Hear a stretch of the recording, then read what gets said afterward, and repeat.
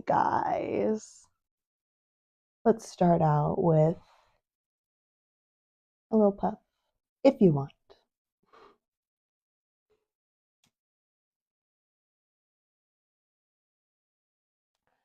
So yeah. Hey.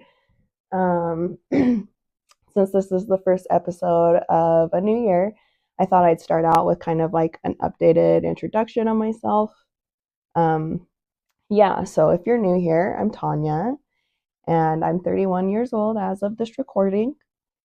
I am disabled, and I grew up in South Jordan, Utah. I lived in that general area of Utah up until the age of 27, and then my spouse and I moved to Colorado.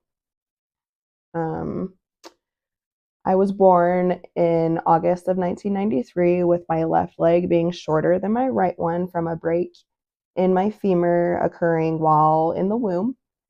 My umbilical cord was wrapped around my neck 3 times and had a tight knot in the cord as well.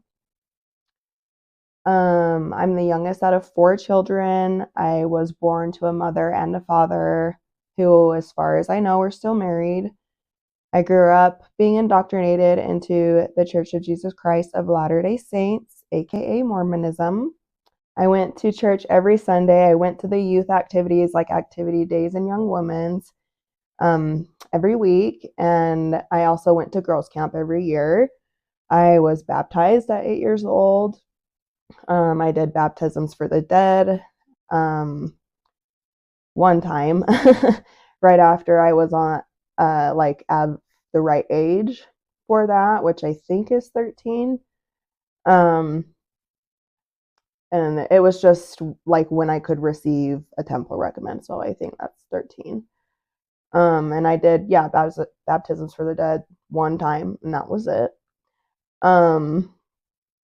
I received many patriarchal blessings throughout my life. And I went to seminary from 8th grade to 12th grade, though I did not graduate from seminary. um, However, one of the few things my parents did do right when it came to the religion is they let me and my siblings decide at the age of 16 if we wanted to keep going to church. And that is when I took the chance to stop going and no longer was an active member because I didn't have to anymore. Didn't have to be a good little Mormon girl anymore.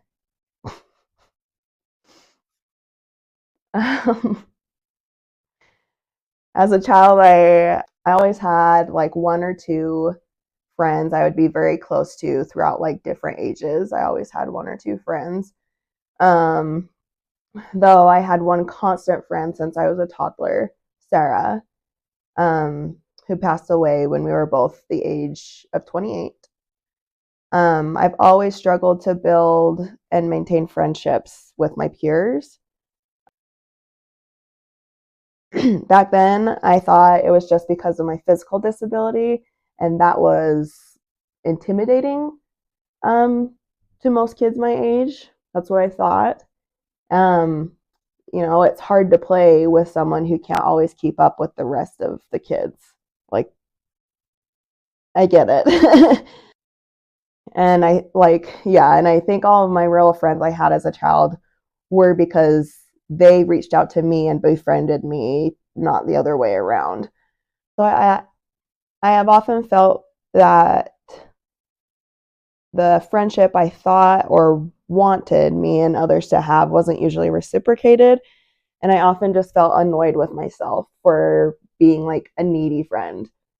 I know that isn't the truth of the situations now. I am neurodivergent and traumatized.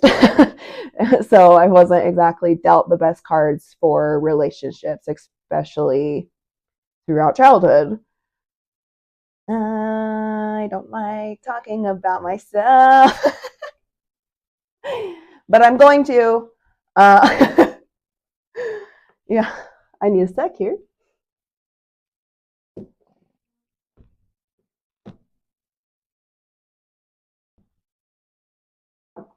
Ugh.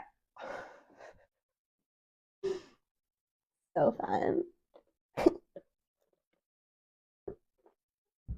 Anyways, yeah. So growing up, I stayed out of the house as much as I possibly could. Nature, being outside was my safe space up until the age of about 14. I would avoid being inside my parents' house as much as I could, especially once I began kindergarten. I would purposefully stay outside until it was about to be considered actual nighttime before I would force myself to start heading home. A lot of the time, I would be alone, not with groups of kids, not with my siblings, just by myself wandering, like 5, 6, 7, 8 years old, like this little kid. I know it's a different time, but like I was disabled. They knew I was physically disabled. They just let me go. Whatever. Whatever. Um, I quickly learned growing up that I couldn't ask my parents to put me in extracurricular activities like sports and creative arts. I was never encouraged to either. My brothers had baseball and football. My sister had dance and singing lessons and theater, and I had my expensive disabled leg.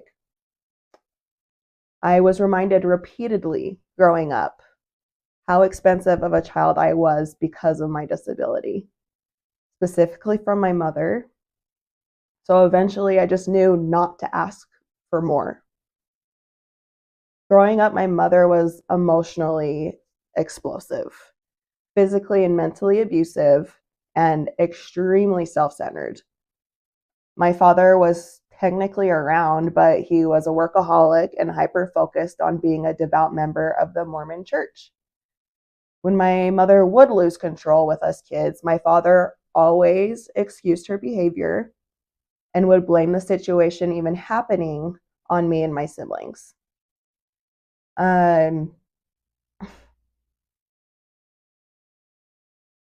Even when she would lose it like on him, he would still dismiss her behavior and take the fall for the situation occurring in the first place. I grew up in a happy wife, happy life household, not a happy spouse, happy house one.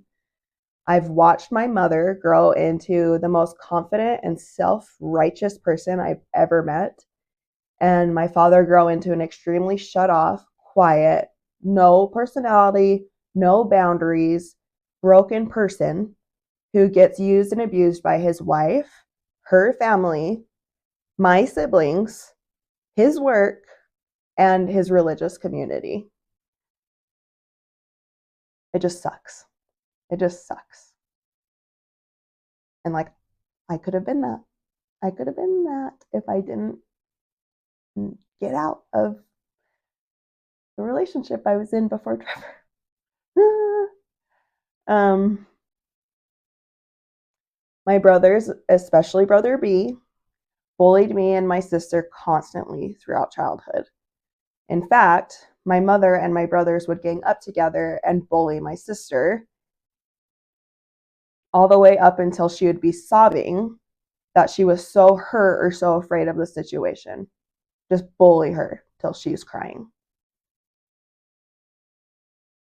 My mother and my sister would get into heated verbal arguments. A lot. And my mother turning out to be wrong majority of the time, which would just make it worse. But go, sister, stand your ground. You always freaking should, especially if you are right and the other person is being irrational.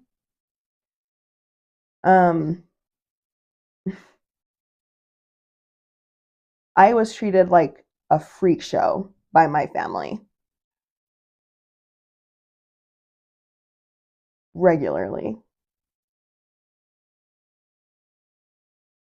It was always, show them your scars, Tanya.